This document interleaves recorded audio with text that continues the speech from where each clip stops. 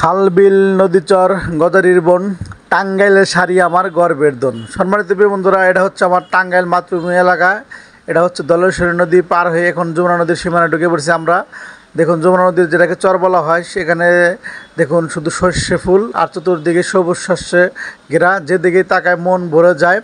এটাকে কই বলেছে সোনার বাংলাদেশ, সোনার মাটি। এই কারণে বলেছে এখানে যা ফলানো হয়, যা আবাদ করা হয় সেটাই কিন্তু তৈরি হয় এখানে। দেখুন শস্যে শুধু ছিটিয়ে রেখেছে নদীর মাঝখান দিয়ে, সেখানে কিন্তু শস্য ফুল হয়েছে। অনেক সুন্দর একটা পরিবেশ, প্রাকৃতিক দৃশ্য, মানে অসাধারণ।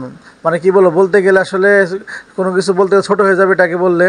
মানে আমার মাতৃভূমিতে এত যে সুখ, এত শান্তি, এত সুন্দর একটা আমার এই দেশ, আমার এই পশ্চিম টাঙ্গাইল।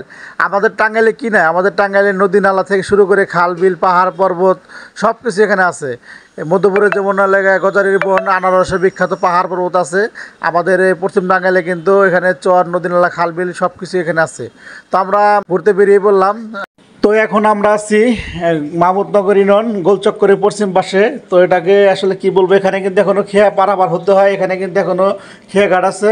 দেখুন এখানে খেয়া ঘাট আছে। দেখুন সম্মানিত বন্ধুরা, এখানে নদীতে ছোট একটা সাঁকো আছে, সেখান দিয়ে গাড়ি পার করবো ইনশাল্লাহ। তো এখানে দেখুন অনেকে কিন্তু পা হেঁটে এখনো চলাচল করতেছে। এখানে ঘোড়ার গাড়ি অনেক কিছু চলাচল করে, অটো। সম্মানিত বন্ধুরা, যারা ভিডিওটা দেখলেন, ভিডিওটা কেমন লাগলো অবশ্যই আপনার মতামত জানাবেন।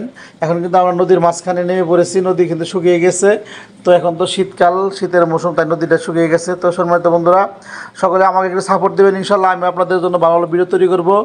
আর সকলের ভালোবাসা চাই। দেখুন একটা নৌকা এখানে আছে, অত অসাধারণ সুন্দর দেখতে। তো এই বাসটাও কিন্তু অনেক সুন্দর একটা পরিবেশ। আসলে সব মিলে খুব আনন্দ করলাম।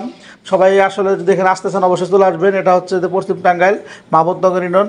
সকলেই ভালো থাকবেন। আর সামনে হচ্ছে মাকারকোল। আজকে মতো বিদায় নিচ্ছি, খোদা হাফেজ।